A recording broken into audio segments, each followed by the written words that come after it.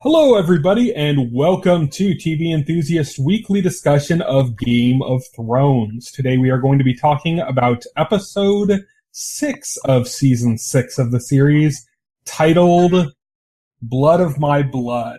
So we're going to start right where that title comes from at the Dothraki Sea with Daenerys.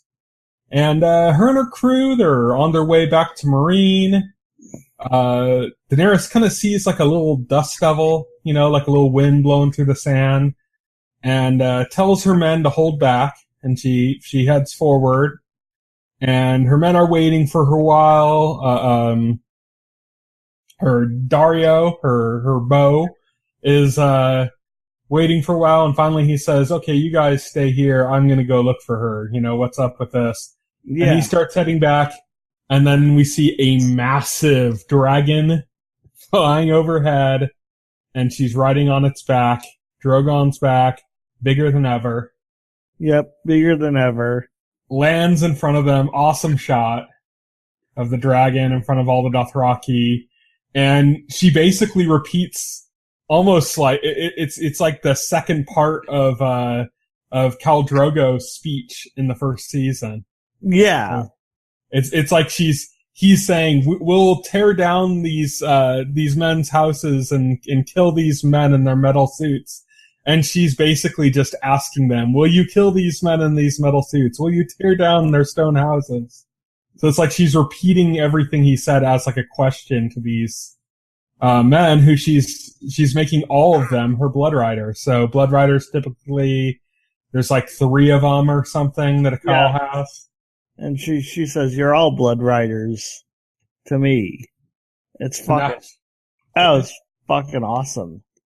Now she has thousands of blood riders and thousands of unsullied. Yeah. And she has a massive army. She has a massive army and 3 dragons. Like, she is ready for this. She is ready to rock this. She just needs ships. But that's a storyline that might be coming up. Not tonight, but in the next couple weeks. So that's Dothraki Sea, not too much. There's just kind of that one scene. But while we're on the continent of Essos, let's move to the far side over where Arya is at in Braavos. Arya is attending the play again, the same one we saw before, but we're seeing new parts of it that we didn't see before. She's amused watching Joffrey's death. It's like, yeah, she was upset she didn't get to see it. Now she at least gets to see it in play form. Yeah, now she at least can see it in play form. So she's enjoying herself with that, but she's kind of debating what she's going to do about her target, who is the actress who plays Cersei Lannister in the play. In the play, yep. So she decides she's going to do it. She goes backstage, she poisons the wine, and then she's heading back, and she runs in, the woman notices her and says, "What are you doing backstage?" and starts talking to her, and they have this kind of nice conversation. It was kind of a really cool scene. Like, you could almost see this woman as being, it's funny because she's playing Cersei Lannister, but you could kind of see her taking on like a Catelyn Stark-like role. And she even, when she takes off her wig and stuff, she even has, dark hair, like Catelyn Stark. Yeah. So it's kind of like this weird thing with this kind of idea of this, the mother of the king that she wants to kill versus this, figure that reminds her kind of her own mother. And, she's kind of just going okay, but, she gets out of the conversation. She leaves.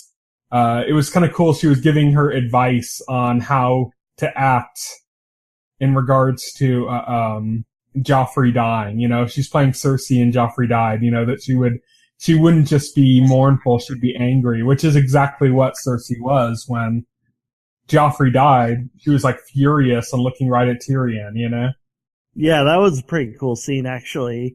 It's interesting because, well, first of all, I was right with where this was heading, whereas Arya, this made Arya decide to renounce the many-faced god and be Arya again. She digs out her sword Needle. Needle. She digs out a needle from where she buried it.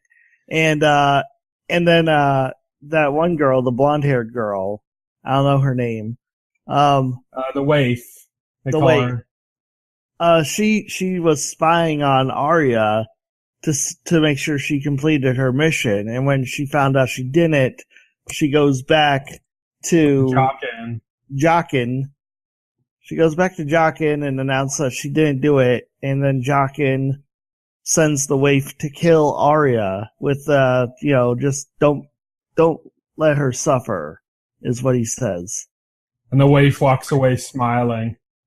So she's been like looking for an opportunity to kill Arya for a while now, I guess. And what's cool is that this all happens because Arya breaks her contract by destroying the wine bottle right as the actress is about to drink her glass, destroys the glass in the bottle, and then warns her of the actress playing Sansa and saying she's out for your life. Takes off. That's when the Waif goes after her. She digs up Needle, and she's kind of like she's at around where we saw her at when she first got to Braavos, when she didn't know how to find the Faceless Men. She found this kind of like tunnel or something that she was hiding away in. And she's back there, hiding, but with her sword.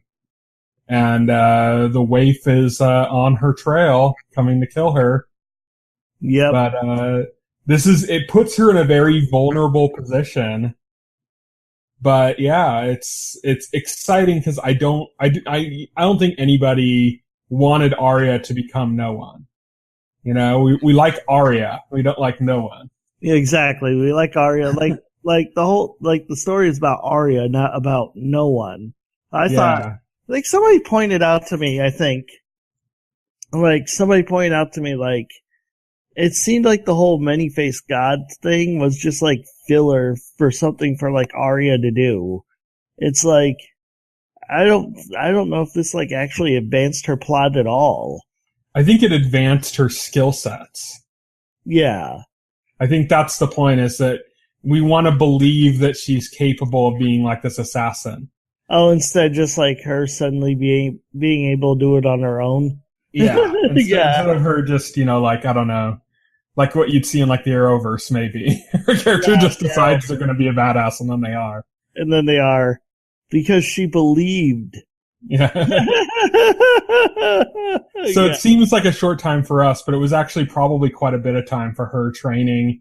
We saw her actually overcoming the Waif a few times in the fights with sticks, so that shows she's capable. And then we also know she knows how to do her water dancing, and she knows some brutality just from working with the Hound. So she kind of has these like assembled skill sets. That's the thing about Arya, is that she takes on these kind of like mentor figures, and then she learns skill sets from them, and then she moves on. Yep. So, she's in a vulnerable place now. She's by herself in Braavos with the Faceless Men out for her. We're going to have to see where that goes. I'm going to talk a little bit about that more when we get to pulling threads, because I have some ideas about that. But before that, let's move over to a brand new area on the map. We're going over to Horn Hill. Now, this is located somewhere between Dorne and Highgarden. Highgarden being where I can't think of their name right now, the Tyrells are from. And Dorne being where like Oberyn was from, where, like they were in the first episode, and that's the last we've seen them this season. This is kind of like between those two areas and the Reach. And this is the ancestral home of Sam's family. Right. So Sam and Gilly arrive there. Sam hasn't told his family that she's a wildling. He's holding that back because his dad hates wildlings. And he didn't think that he'd let her stay there if that was the case. But what did you think of this scene? Just seeing kind of like Sam come home, and you actually meet his mom and sister, who seem like nice, decent, quality people. Oh, his dad is a grade A like asshole in like the grand Westeros tradition. It's like I actually put that in my notes. But Sam's dad is a grade A dick. Yeah. He really is. He's like, holy crap. Like, he said he was bad, but holy shit. This guy is like on another level. Yeah, imagine like growing up with that. He might even be worse than like Tywin. Yeah, he might. Because like Tywin was very cold, but like he just seemed to kind of like he wasn't like overly invested in being cruel unless there was like a point to it. Like Tywin would be cruel, but only like to try to make a point, like he did with Tyrion when Tyrion got married to the prostitute and stuff, and that whole story Tyrion told. That was like to make a point to Tyrion. So it's like it was cruel, but there was a reason for it.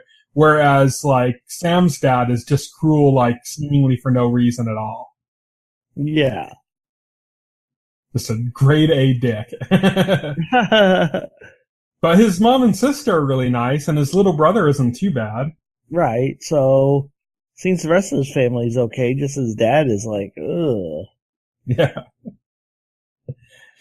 But during the dinner, when Sam's dad is just laying into him, it was a very uncomfortable dinner scene. He's just laying into Sam. Gilly finally steps up to like defend Sam because she sees that Sam's not going to do it. And in doing so ends up exposing that she's a wildling. And that sends, that makes it even worse. With Sam's dad. The woman leaves the table because they're pissed off at Sam's dad about everything. And then Sam's dad says, okay, here's the deal. Your wildling, like whore or whatever, can stay in our kitchens and we'll raise the child, because at that point they still think that it's Sam's child. So it's actually... Yeah, they still think it's Sam's child. It's Tarly blood, so that's why they want it for that reason. Yeah, they think it's Tully blood.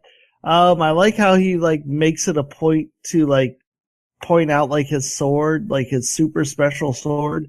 It's like, oh, I got this sword made of Valyrian steel. It's very special. Samwell will never get it because he's a fat dork.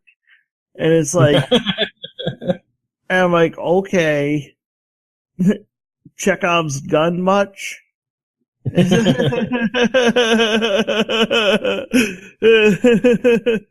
like very obvious. But yeah, I guess what happens with that? Sam's initially going to be like, okay, I'm going to leave. Basically, his dad tells him to leave and never come back. And so he's like, I'm going to leave and I'm going to leave you here. And then quickly reverses his decision. And it's like, no, fuck this. Get your stuff, which I love Gilly going, I don't have stuff. Yeah, no, right. I don't have stuff.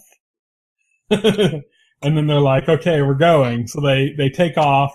And not only do they leave, but Sam takes the sword. Sam takes the sword that they went through great pains to point out. Yeah. He just went, yoink, 5-finger discount. Yep. So yeah, I'm really worried about Sam right now. For some reason, I'm not. Like, I kind of feel like Sam's kind of thought it through, and he has an idea about what he's going to do. I think he is still headed to Old Town. That was part of the books that we haven't yet seen that was in the books. I don't know, maybe he won't, but I think he'll go to Old Town still. And I really hope he does, because it'll be like a really cool location to see. It's where all the Meisters train, and there's like a huge city with like a massive library and stuff. It would be kind of cool. It would almost be like Sam's version of Hogwarts. Yeah. Version of Hogwarts. So, yeah, I'm hoping that they still head off to Old Town. We'll have to see what that happens. That's not too far from where, Sam's family is. That's why they stopped there. But, yeah, so that's what's happening in the new area of the map, Horn Hill. Let's move on now to King's Landing. So we had a few scenes going on in King's Landing here, mostly tied to the conflict between the Faith Militant and the Lannisters and the Tyrells. House Tyrell and Jaime Lannister go and with forces to stop Marjorie's Walk of Shame. And Jaime threatens violence. He walks his horse up the stairs up to the Citadel. He's talking to the High Sparrow, threatening saying all the sparrows will die. And the High Sparrow is basically challenging it at every point, like, we'd love to die in service of our gods and everything. Yeah, he's like, and then he's like, oh, well, I don't have the authority to give them back, and you don't have the authority to take them. And he's like, do you want to die? He's like, clearly got the High Sparrow, like, outmanned. You know, like clearly this isn't a fight the High Sparrow can win. But he's like, High Sparrow has another plan. I love the fact that, like, in every scene of the High Sparrow, no matter what's happening, he always has that shit-eating grin. He never leaves his face. So yeah, he's very happy with himself, and he's made a plan.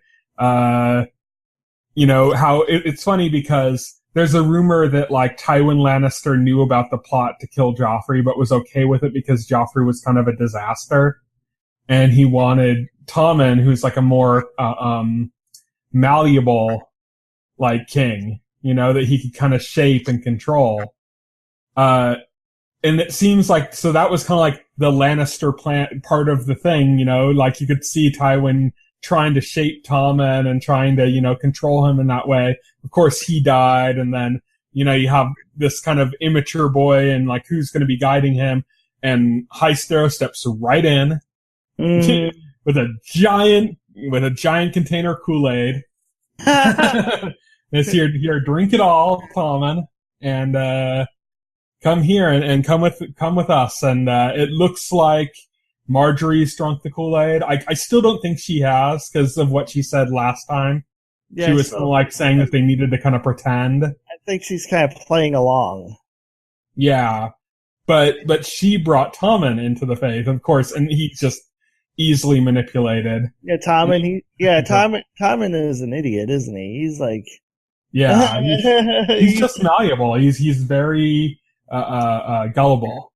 I always said if Joffrey were still alive, the High Sparrow would probably already be dead. Yeah, yeah, pretty much. But that's the thing. It's like he's just too malleable. He's too gullible. And so he's just putty in the hands of the High Sparrow. Did you notice that the Knight's Guard that came out with Tommen, like, on their chest plate is like the symbol of the Fae, like the 7-point star?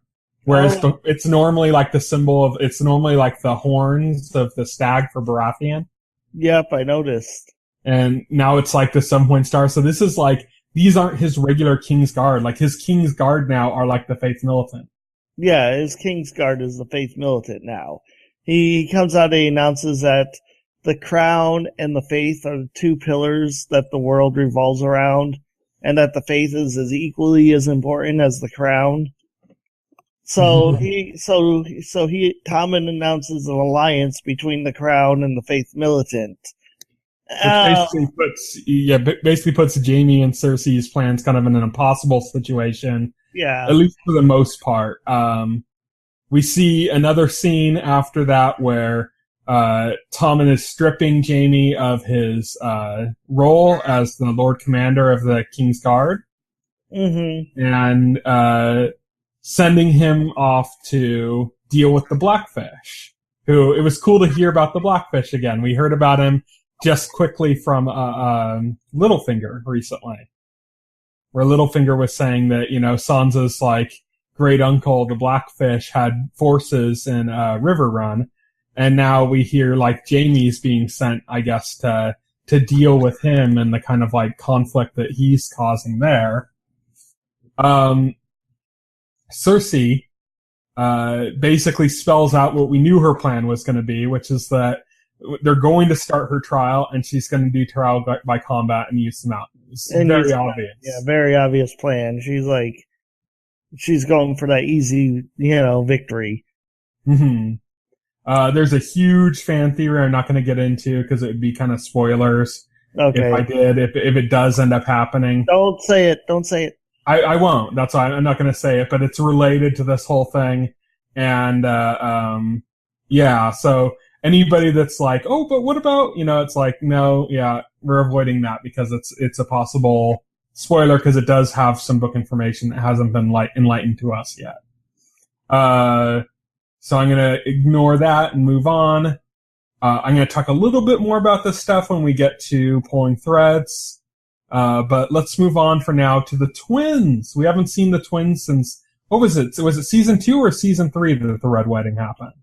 Season 3. Season 3, the Red Wedding happened. Okay, so we haven't seen these characters since season 3. We haven't seen the Freys. Walder Frey, as crummy old bastard as he ever was. Yeah. Still like with an underage wife, just manhandling her and very uncomfortable. His children, basically. He's a very charming man, he is. We find out, and this actually made me kind of comfortable because I was worried that what Littlefinger was telling Sansa could have been just an outright lie about her uncle and that he might be dead and it's all like a trap in that way.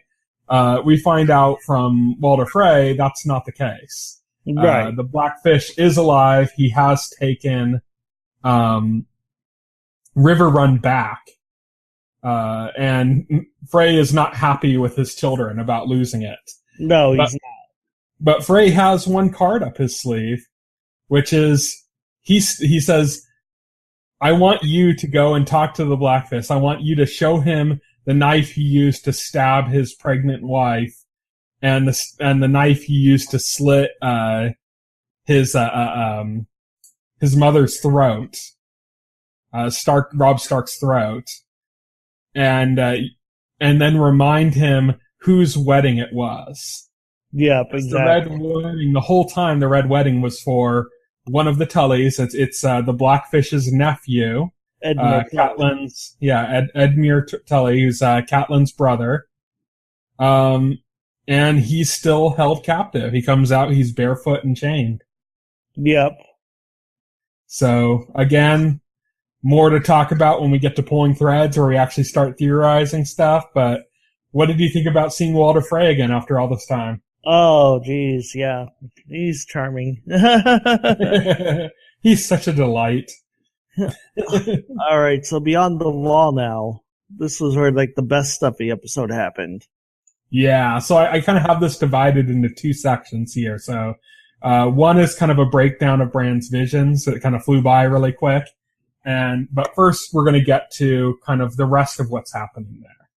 So Bran and Meera are trying to escape the Whites. As we saw in the last episode, Hold the Door, Hodor died trying to stop the Whites, but that was only a momentary thing. We knew kind of like there's nowhere for them to go. I mean, Meera's going to be trying to pull Bran on his little sled thing all by herself. Like Ghost is dead.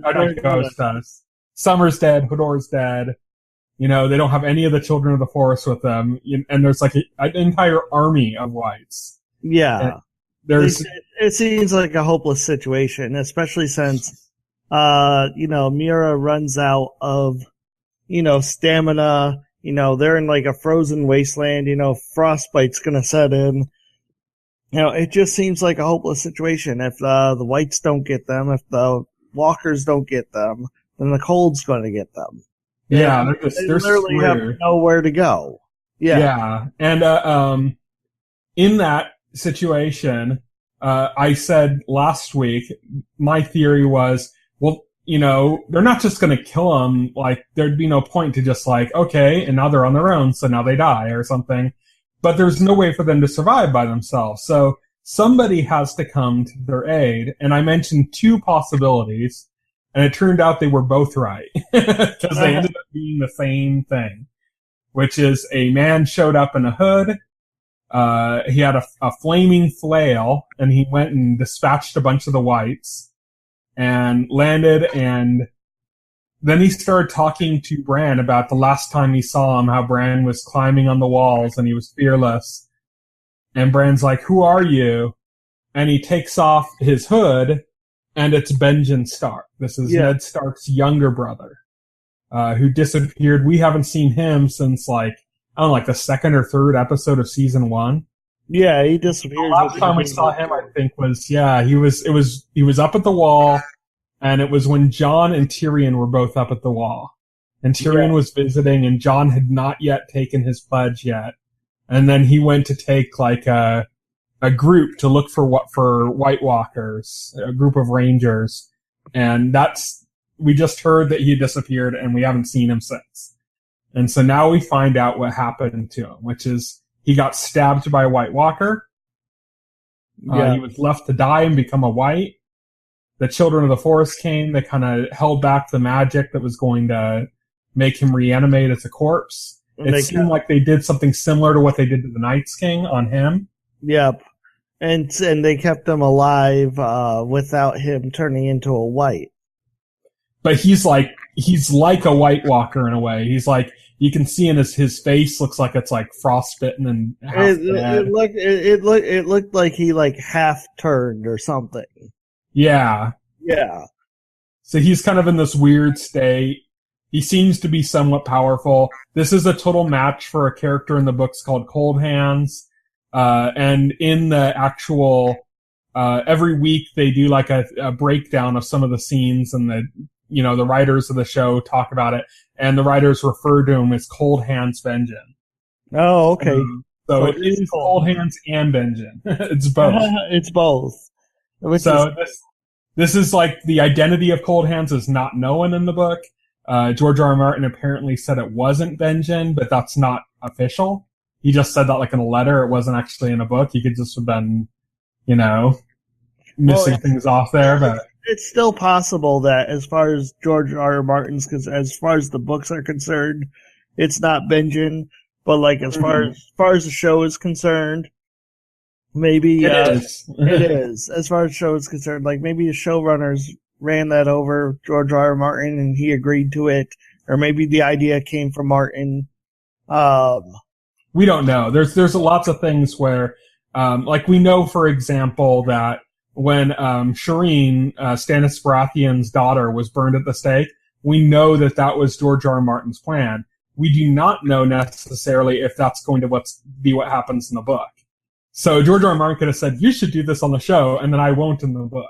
For all we know. No, exactly. So even if it comes from George R. R. Martin, that doesn't even mean it's going to be in the book. No. But yeah, there's lots of speculation. I know people are kind of freaking out over this, like they're really book crazy people, but just remember, the book is one thing, the show is another. Yep, exactly. They're separate entities, even though they're telling like basically the same story. Some things are going to be obviously the same. Hodor, hold the door, that's going to be the same. It might not happen exactly the same way, but the wording's going to be the same, I'm sure. But some things could be completely different, or this could be a spoiler for the books. We don't know. Bran is having a bunch of visions. Benjen tells him that he is now the Three-Eyed Raven. Yes. It's not like you are like the Three-Eyed Raven now. No, you are the Three-Eyed Raven now. Yeah. And Bran has to like digest all of this information. He basically, it's like in the Matrix when like, Neo wakes up and he's like, I know Kung Fu, The visions That's like what Bran's going through right now. He's like learning everything. The visions were like super cool though. Like just to go over this briefly, because it was a brief scene and we just got like glimpses, but the coolest part of the visions wasn't like the stuff that we already seen. It was like the stuff that's only spoken of, but you never saw before. Like you actually get to see like glimpses of this stuff, like the Mad King and the wildfire, or Jaime like stabbing the Mad King in the back and sitting on the Iron Throne. Like actually having like this stuff visualized in the show. And a dragon flying over King's Landing. Oh my god, it's so awesome. I just that was the best. That was the best takeaway from like Bran's visions. Yeah, and the stuff that was in the past was very specific stuff. We basically saw the fates of the Starks. So we saw Ned die, we saw Catelyn die, we saw Robb die. They didn't show Jon's like death and resurrection. They didn't show that at all. But the one scene they did show with Jon had to do with the White Walkers, because they showed pretty much every scene we've had with the White Walkers so far in the series. And they showed the scene where Jon was able to kill a White Walker with a Valyrian steel sword. They also showed other memories of Valyrian steel, and they focused quite a bit, not just on the Mad King and saying, burn them all, and going all crazy, but they had quite a few shots of the guys and the alchemists that work at King's Landing that make the Dragonfire, making Dragonfire. And to me, this seems very clearly that basically this vision is about how to kill White Walkers. Yeah. So dragons, wildfire, dragon glass, and Valyrian steel can all kill White Walkers, apparently. Mm-hmm.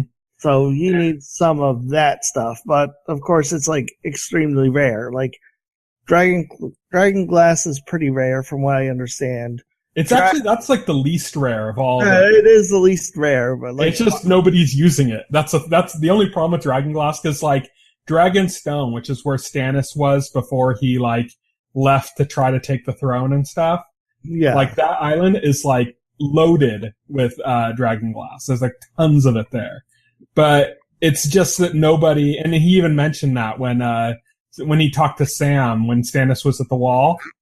Yeah. Sam made a comment about how they had a bunch of dragon glass, like, you know, at Dragonstone.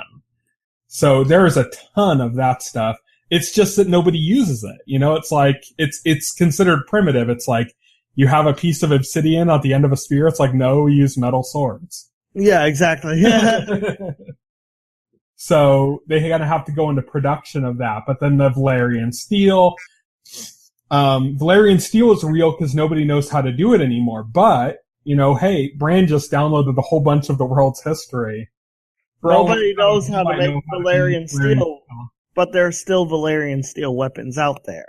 Yeah, but I mean, we say nobody knows how to make Valyrian steel, but that might not be true anymore. Bran just basically downloaded the history of the world. Even if Bran has the recipe for, he can't make Valyrian steel. It requires magic, and magic is something, you know, he can't just know magic from downloading the information from that. I'm sorry. Yeah. Well, there's got to be more to it, but what I'm saying is that there is the possibility that they could start doing it. It's just not a magic fix-all. They're not just going to suddenly have, like, every sword every knight has is made of Valyrian, you know? Yeah, I know. But it opens up that possibility now that, you know, they could even the odds up. Because every kind of conflict we've had between the White Walkers and anybody so far has basically been a one-sided massacre. Oh, yeah, definitely. And in order for, you know, our side here, the humans, to not only be able to survive, but to actually fight back against the White Walkers, they need to take advantage of the kind of stuff that Bran's seeing right now. Yeah, they Wildfire, dragons, dragon glass, and Valyrian steel. All of that needs to come into play. So that's kind of what I think Bran's visions were all about. Benjen tells Bran that he is, he's the three-eyed raven, and that he'll be ready for the Night's King when the time comes. That it seems like they're heading south of the wall now. They're done with the north. Yeah, they're heading back to the wall, which is really cool. And that brings us to pulling threads, because I have a few things to say there about that, as well as many other things. So let's talk a little bit about pulling threads now. First up, the Faith Militant, the Lannisters. We talked, Cersei's gonna do trial by combat with the Mountain. Jaime is going up to River Run. What's interesting here is that we have all these different kind of forces now converging on the Riverlands, because we already have Jaime going up there now. We have Walder Frey and the Freys going to go to Riverrun, which is in the Riverlands as well, and we have not Edmure, the Blackfish holding Riverrun right now with his Tully forces. Yep. And then Brienne is heading down to recruit the Blackfish to join for Sansa's side. So, and when you add into that Brienne and Jaime have a past, and they journeyed together, and they have this kind of, they're going to have like a moment here. It's just interesting to see where these pieces are moving on the chessboard. It really is. It's interesting to see what's happening. I'm excited for it. Don't forget, like, Walder has Edmure Tully hostage. Mm-hmm. That's his like, big card against Brynden, who is also in the Riverlands. I think we're gonna get a nice fond farewell for Walder Frey. Yep, I think so too. What else is there? Oh yeah, I guess left to talk about is like Arya's story. Like, she is in major danger now because by rejecting the many-faced god, she rejected that whole order there that serves him, and they're like the Faceless Men, yeah. The Faceless Men, and they're pretty fanatical. They're kind of like the faith militant and like their fanaticism with and so with her, like, going as far as she did and then ultimately rejecting that path, that means that she now has to die, especially I think it's more so since she failed to fulfill her contract. Yeah. That she has to die. But at the same time, like, the Faceless Men are kind of a little bit weird with the way they look at death. Remember that Jaqen said, no matter what happens, a face will join the wall. Yeah, that's so. I think, like, if Arya ends up killing the Waif, like, they might not even care. Beyond that, like, they got their death. That's what they wanted. Yep, they want somebody to die, apparently. And that's kind of like the way the Faceless Men are. Is they kind of have this, like, well, that's what God willed kind of idea to them, Right. And so this is almost like Arya's trial by combat. Yep, this is almost like her version of a trial by combat. And the biggest thing, what we were waiting for, Daenerys seems ready to head to Westeros and take her throne. Finally! It's been only 6 seasons. Good Lord, she got sidetracked with so much stupid crap along the way. So the question is, how is she going to get over to Westeros? So there's a few possibilities. We know that the Greyjoys seem to basically be in a race to see which Greyjoy gets to her first. Yeah. Basically throwing their ships at her. Hey! The new leader of the Greyjoys, the newly crowned head of the Greyjoys, clearly stated he wants to go over there and pick Daenerys up and bring her to Westeros. But then the other Greyjoys, Theon and Yara, left. Yeah. And they took almost all of the ships, and they might just take the same idea. They might just take the same idea. Yeah, I know. And they'd probably be a better match for Daenerys anyways. Like, they fit. And here's the thing that a realization I came to recently. If Yara and Theon go to Daenerys and she accepts them and takes their ships, then Daenerys will have control of all the eunuchs. No, yeah, all the eunuchs. Oh, that's great. All the eunuchs. Which is kind of cool. I just like the idea that I think it makes a lot more sense for Daenerys to team up with Yara because it's the whole, strong female thing, I think they'd get along a lot better than she'd get along with, crazy old Euron. Yeah, I think so too. There's one other thing though I wanted to bring up. I forgot to put on the notes here, I think, is that I mentioned right at the end, Benjen might be heading south with Bran. In the books, Cold Hands kind of guided him, then took off, but what purpose would he have of not going with Bran all the way now? Oh yeah, no, you mentioned that, when we were talking about, Bran's. Yeah. Yeah, you mentioned that they were headed south. But this will be interesting to see how Benjen plays in on this. If he's just going to stick solely to the Night's Watch and helping to prepare them, does that mean that now Bran is going to kind of get basically a seat at the Night's Watch, not as a member of the Night's Watch, but basically a position of honor, helping to guide them?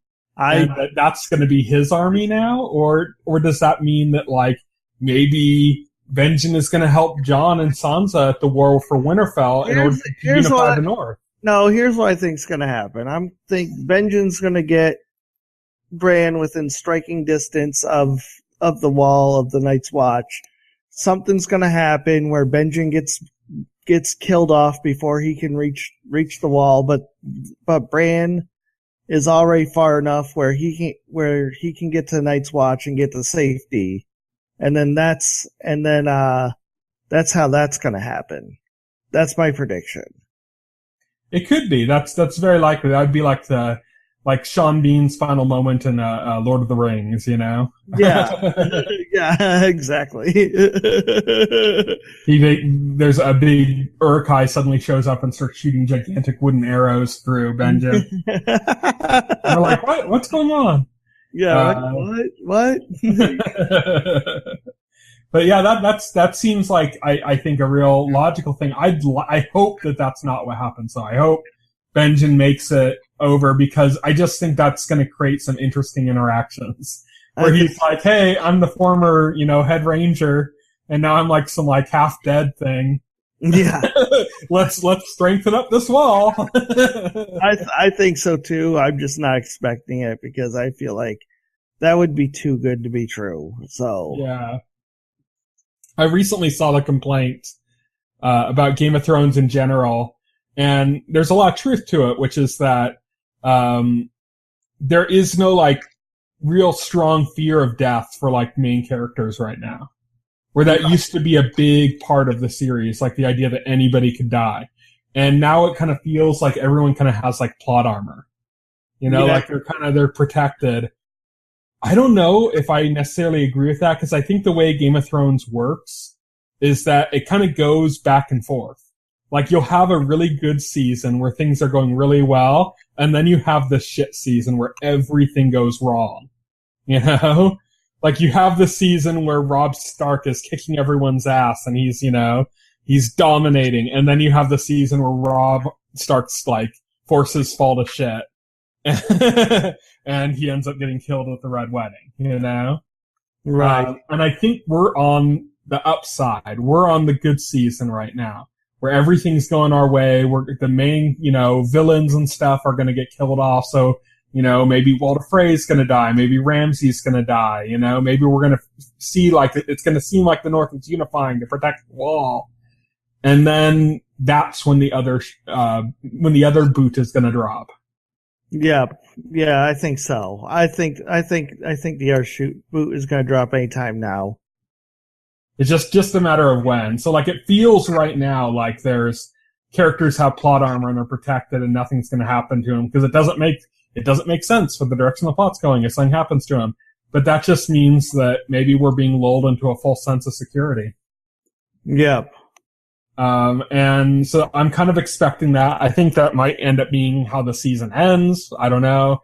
We might have some big dramatic, bad turning points for our characters towards the end. But yeah, we'll have to see what happens with that. That's Pulling Threads, where we discuss, where we think pieces are moving on the old chessboard of Game of Thrones. And that brings us to an end of the show. So, what did you think about this episode in general compared to the rest of the season so far? Yeah, it's solid, but it wasn't nothing mind blowing. This episode, there was nothing to the quality of the Arrow finale. Yeah, nothing it lacked Felicity really. Yeah. It lacked Felicity coming in at the end of the episode. It would have been nice if Daenerys gave her speech. And then she got killed off, and Felicity hopped on the dragon and said, "I'm not going anywhere." Oh, God. But that's a discussion for tomorrow night. Yeah, discussion for tomorrow. Oh, my God, tomorrow night. Get ready for the biggest Arrow rant ever. Just a tease, but yeah. So yeah, as we're hinting right now, while we do a Game of Thrones discussion every week, it's not the only show we do. We also have a show on about the Arrowverse and the Marvel side on TV. So Right now it's purely Arrowverse because all the Marvel shows are not on. Yeah, pretty much. Season finale. None of the Netflix shows are up right now. So we're going to be talking about the season finale of The Flash and Arrow. We talk about that every week, but this will be the last week, at least for quite a while, because it's the season finales of these shows. We also have a podcast, which we record every Thursday. We've been going through Peaky Blinders as part of our main discussion. We didn't do this last week because we were going over the summer preview, what shows are coming up in the summer, but we're going to be back on. I looked it up. It is episode 4 is the one we're going to be watching for Thursday night. So if you want to watch Peaky Blinders along with us, we're going to be talking about episode 4 of Peaky Blinders on Thursday night. If you want to send us any questions, make sure to get those in before Thursday night. And you can send those to the weekly set at TVEnthusiast.com. You can visit our website, TVEnthusiast.com. Check out our YouTube channel. Subscribe to our RSS feed on iTunes or anything else. Just look up TV Enthusiast, and you should find TV Enthusiast, the weekly set podcast, and be able to subscribe to our podcast. So, yeah, that's it. Thank you, everybody, for watching. Night. Good night.